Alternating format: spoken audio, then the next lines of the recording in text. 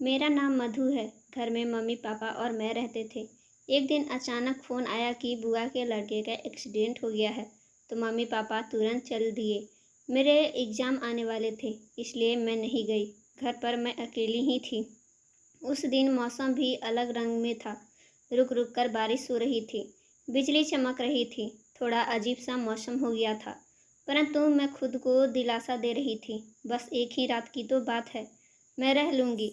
रात के 11 बजे थे। अभी मुझे और पढ़ना था। सोचा चलो एक कप चाय पी कर करूँगी। मैं किचन की तरफ बढ़ी कि तभी जोरदार ब्रेक लगने की आवाज़ सुनाई दी और फिर एक चीख भी। पहले तो मैं थोड़ा घबरा गई, फिर मैंने गेट खोला तो सामने एक युवक घायल पड़ा था, खून से लथपथ। और मैं इधर-उधर देखी कि शायद कोई दिखाई दे, परंतु वहाँ कोई नहीं था जो उसकी मदद करता। अगर मैं अंदर आ गई तो वह युवक मर भी सकता है। कुछ देर सोचने के बाद मैंने उसे उठाने का निश्चय किया। तभी सामने के घर से विनोद निकला। अरे विनोद, देखो तो किसी ने टक्कर मार दी है, बहुत खून बह रहा है, जरा मदद करो, इसे अस्पताल ले चलते हैं। अरे मधु दीदी, एक्सीडेंट का केस है, मैं किसी लफड़े में नहीं पड़ना चाहता, आप भी अंदर जाओ, विनोद ने कहा। अरे कम से कम इसे उठाओ तो, जरा देखो कोई मोबाइल वगैरह पड़ा तो नहीं है आसपास। विनोद ने इधर उधर देखा तो कुछ दूर पे एक मोबाइल पड़ा था। उसने उठाकर मुझको दे दिया। फिर हम दोनों ने सहारा देकर युवक को ड्राइंग रूम में सोफे पर लिटा दिया। उसके बाद विनोद चला गया। मैं उसकी पट्टी कर दी। फिर मैंने देखा कि वह कांप रहा है, तो मैं अपने पापा के कपड़े ले गई और बोली कि आप कपड़े बदल लीजिए, परंतु वह तो बेहोश था। फिर थोड़ा हिलाते हुए मैंने उसके कपड़े बदल डाले। मुझे थोड़ा अजीब लगा, लेकिन अगर मैं उसके कपड़े नहीं बदलती तो चोट के साथ उसे बुखार भी आ सकता था। थोड़ा कराते हुए वह अजनबी युवक बताया। अचानक बेहोशी की हालत में उस अजनबी युवक ने मेरा हाथ कसकर पकड़ा। एक पलों में मैं तो घबरा गई, फिर बोली, अरे हाथ तो छोड़िए। मगर वह तो बेहोश था। धीरे धीरे उसकी हालत खराब होती जा रही थी। अब मैं घबराने लगी थी। अगर उसको कुछ हो गया तो क्या होगा। मैं यही पागल हूँ जो इसके घर ले आई। विनोद ने मना भी किया था, मगर मैं नहीं मानी। पर ना लाती तो यह शायद मर सकता था। मैंने तो सोचा पट्टी करके घर भेज दूंगी, पर अब क्या करूं। तभी अचानक जोर से बिजली कड़की और उसने बेहोशी में ही मेरा हाथ जोर से खींचा और मैं उसके ऊपर जा गिरी और फिर अंधेरा छा गया। उसने मुझे अपनी, जिसकी मैं कल्पना भी नहीं कर सकती थी, गलती से वह हो गया। सुबह होने को थी। उसकी हालत बिगड़ती जा रही थी। मैंने एम्बुलेंस बुलाई और उसे अस्पताल ले गई। अचानक मिलने के बाद युवक को होश आया तो डॉक्टर ने उसे मेरे बारे में बताया कि मैं ही उसे यहाँ लाई हूँ। तब वह युवक बोला, धन्यवाद देना तो आपके लिए बहुत छोटी बात होगी। मधु जी समझ नहीं पा रहा कि मैं आपको क्या दूँ। कुछ नहीं, बस एक जल्दी से ठीक हो जाए। वह बोला, मेरा नाम आदित्य है और मैं एक कंपनी में काम करता हूँ। कल मेरी गाड़ी खराब हो गई थी। मैं मैकेनिक की तलाश में अपनी गाड़ी से बाहर आया था। तभी एक कार मुझे टक्कर मार के चली गई। फिर उसके बाद मेरी आँख यहाँ खुली। आपने मेरी जान बचाई। आपका बहुत बहुत धन्यवाद। वरना वरना रीता मेरा इंतजार ही करती रह जाती। आदित्य जी, क्या आपको रात की बात बिल्कुल याद नहीं? मैंने पूछा। क्या मतलब, कौन सी बात? आदित्य बोला। नहीं, मेरा मतलब वह कौन था जिसने आपको टक्कर मारी थी? मैं जानबूझकर असलियत छुपा ली। नहीं मधु जी, मुझे कुछ नहीं याद है। दिमाग पर जोर डालते हुए आदित्य बोला। हाँ, अगर आपको तकलीफ ना हो तो कृपया मेरी वाइफ को फ़ोन कर दीजिए, वह परेशान होगी। अब मुझको अपने चारों ओर अंधेरा दिखाई देने लगा। इमोशनल होकर मैंने यह क्या कर डाला। और आदित्य तो निर्दोष था और अनजान भी, जो कुछ उसे नहीं पता था वह एक झटके में हुआ था और बेहोशी में। आदित्य की हालत देखकर मैं उसे कुछ न कह पाई, पर जब जैसे तैसे मैंने अपने आप को संभाल कर आदित्य के घर पे फ़ोन किया और उसकी पत्नी के आने पर मैंने उसे सब कुछ समझा दिया और समझा कर घर लौट आई। जब मैं लौटकर आई तो देखा कि मम्मी पापा दरवाजे पर खड़े हैं। अरे मधु, कहाँ चली गई थी सुबह सुबह? और यह तेरा चेहरा ऐसा क्यों है जैसे पूरी रात सोई ना हो? पापा चिंतित स्वर में बोले। तभी वहाँ बगल का लड़का आ गया और बोला, ठीक कह रहे हैं अंकल जी, आजकल मैडम समाज सेवा का ठेका ले रखी हैं। विनोद ने कहा, चलो मैं तो ले लिया, पर तुम तो लड़के होकर भी नजरें छिपा गए। किसी को मरने से बचाना गलत है क्या पापा? उसके बाद विनोद मैं मिलकर पूरी बात बताई और ढूंढा तो वहीं पास में आदित्य की गाड़ी भी खड़ी मिल गई। बाद में मैं आदित्य के घर वालों को फ़ोन करके बता दिया तो उसके घर वाले आकर ले गए। बेटा, यह तो ठीक किया, परंतु आगे से हमारी गैर मौजूदगी में ऐसी वैसी कभी कुछ मत करना कि वह एक अच्छा इंसान है, परंतु अगर कोई अपराधी होता तो क्या होता?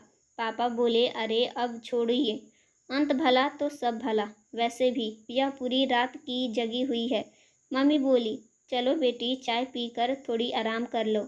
मैं अंदर चली गई। मैं उस रात अकेली थी मगर पूरी थी, और अब जब सब साथ है और मैं घर में घुस रही हूँ तो मुझे यह क्यों लग रहा है कि मैं अधूरी हूँ और यह कमी अभी पूरी नहीं होगी, क्योंकि जिसने मुझे अधूरा किया है वह तो एक अनजान इंसान था, और इस बात से भी अनजान कि उसने क्या किया है।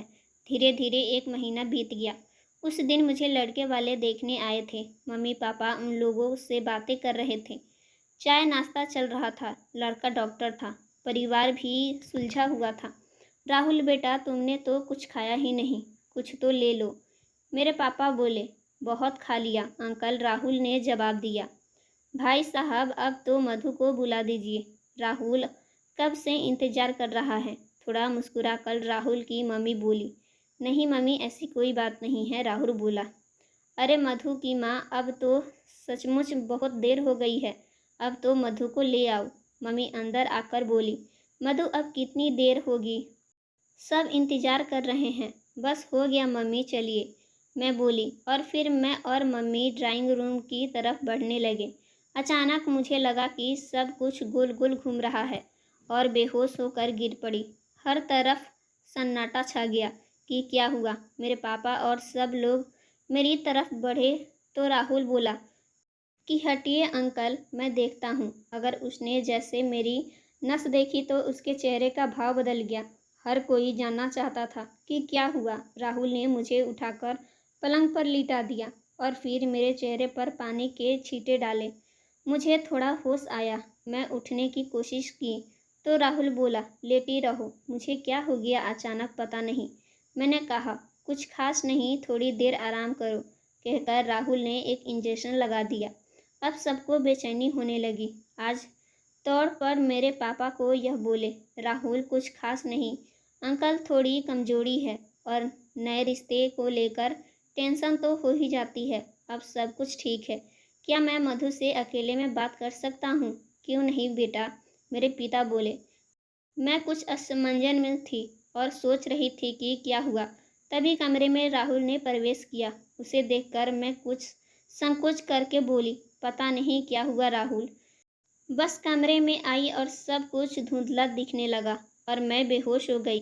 क्या तुम्हें सचमुच नहीं मालूम मधु? राहुल मुझे गहरी नज़रों से देखते हुए बोला, आप तो डॉक्टर हैं, आपको तो पता होगा कि मुझे क्या हुआ है। राहुल बोला, क्या तुम मुझ पर भरोसा कर सकती हो? राहुल जी, ना तो मैं आपको अच्छी तरह से जानती हूँ और ना ही आप मुझे, फिर भी मैं आपके ऊपर पूरा भरोसा कर सकती हूँ। तो सुनो, तुम प्रेग्नेंट हो, राहुल ने कहा। मेरे सिर पर आसमान गिर पड़ा। मैं समझ नहीं पा रही थी कि उस दिन एक छोटी सी घटना इतने बड़े रूप में मेरे सामने आ जाएगी। मैं आंसू भरी आंखों से राहुल को देखे जा रही थी और मैं सारा घटनाएं, आदित्य का एक्सीडेंट, मैं बरसात की रात आदि का सामान, सब कुछ आंखों के सामने आ गया था। कहाँ, कैसे, क्या हुआ, तुम मुझे बता सकती हो?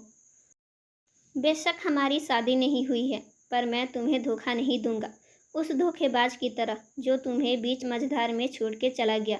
नहीं, वह धोखेबाज नहीं है, राहुल जी, मैं घर आते हुए कहा। फिर यह क्या है, जरा बताओगी?